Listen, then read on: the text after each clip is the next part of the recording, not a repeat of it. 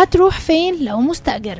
الدولة خدت القرار والمهلة بدأت تتحسب. قانون الإيجار القديم دلوقتي حقيقة 7 سنين للسكن و5 سنين للمحال، وبعد كده مفيش تمديد، مفيش جدال، مفيش تفاوض. يعني اللي قاعد في شقة إيجار قديم من أيام ما التليفون كان قرص لازم يبدأ يجهز حاله للخروج. الموضوع مش فجائي ولا فيه مفاجآت. البرلمان وافق نهائيا على مشروع قانون الحكومة واللي بيعيد رسم العلاقة بين المؤجر والمستأجر بعد سنين من الجمود، وبعد ما كتير من الملاك كانوا بيشوفوا شققهم بتتباع وهي مأجورة وناس قاعدة فيها بفتات لا يرضي أي عقل. والقانون قالها بشكل واضح: العقود القديمة هتنتهي والوضع هيتغير، بس في فترة انتقالية تديلك فرصة تنقل، تشتري أو تلاقي بديل، بدل ما تتفاجئ بعدين وتلاقي نفسك بره ومفيش في إيدك حاجة. وزير الإسكان شريف الشربيني طلع وقالها بصراحة قدام مجلس النواب: الدولة مش ناوية تظلم حد ومش هتسيب مواطن في الشارع، لكن كمان مش هينفع نفضل على نفس المعادلة المختلة دي أكتر من كده.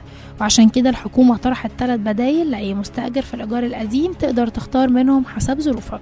إيجار مدعوم حسب الدخل، يعني الدولة هتساعدك لو دخلك ضعيف وتديلك شقة إيجار جديد بسعر متناسب مع مرتبك. إيجار تمليكي من 20 ل 30 سنة، تدفع أقساط على مدى طويل وبعدها الشقة تبقى باسمك تمليك رسمي. شقة بتمويل عقاري، تشتري شقة بنظام التمويل العقاري وبدعم من الدولة زي أي مواطن بيحلم بشقة محترمة يدفع أقساطها شهريا. بس في نفس الوقت القانون حط قواعد صارمة للإخلاء لو ثبت إن الشقة مقفولة أكتر من سنة من غير سبب، أو إن المستأجر عنده وحدة تانية سواء سكنية أو تجارية تستخدم لنفس الغرض، يبقى الشقة دي هتتسحب فورا، والمالك من حقه يطلب من قاضي الأمور الوقتية إصدار أمر بطردك في الحال، ومعاه كمان الحق في التعويض لو مقتضي. ومش بس كده، القانون كمان قرر يعيد تقييم الإيجارات نفسها، وقال إن الشقق في المناطق المتميزة هيكون إيجارها الجديد 20 ضعف الإيجار الحالي بحد أدنى 1000 جنيه، وفي المناطق المتوسطة 10 أضعاف بحد أدنى 400 جنيه، وفي المناطق الاقتصادية برضو 10 أضعاف لكن بحد أدنى 250 جنيه. ودي مجرد البداية، لأن كل سنة هيكون في زيادة ثابتة 15%. وبالمناسبة للمحال التجارية أو السكنية فالإيجار هيزيد 5 أضعاف مرة واحدة، وبرضه هيزيد سنويا بنسبة 15%. يعني اللي كان بيدفع 50 في محل على ناصية شارع رئيسي لازم يبدأ يراجع حساباته من دلوقتي. واللي قاعد يقول مفيش بديل، القانون فكر في ده كمان،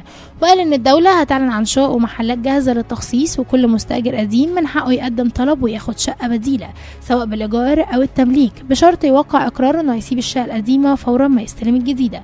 والأولوية هتكون اللي ظروفهم أصعب، خاصة كبار السن، الأرامل، واللي عايشين في شقق صغيرة جدا أو متهالكة. والموضوع منظم جدا، المحافظات هتشكل لجان لتصنيف المناطق إلى متميزة أو متوسطة أو اقتصادية، وده حسب مستوى البنى وموقع الشارع، توفير الخدمات، وكمان قيمة الضرائب العقارية في نفس المنطقة. وقرارات اللجان دي هتنتشر في الوقائع المصرية ويبقى ليها صفة رسمية. وبعد 7 سنين من تطبيق القانون كل قوانين الإيجار القديمة هتتلغي تماما، بما فيها القانون 49 لسنة 77 و136 لسنة 81. وبكده الدولة بتقفل باب فضل مفتوح سنين طويلة وبتبدأ عهد جديد في سوق العقارات.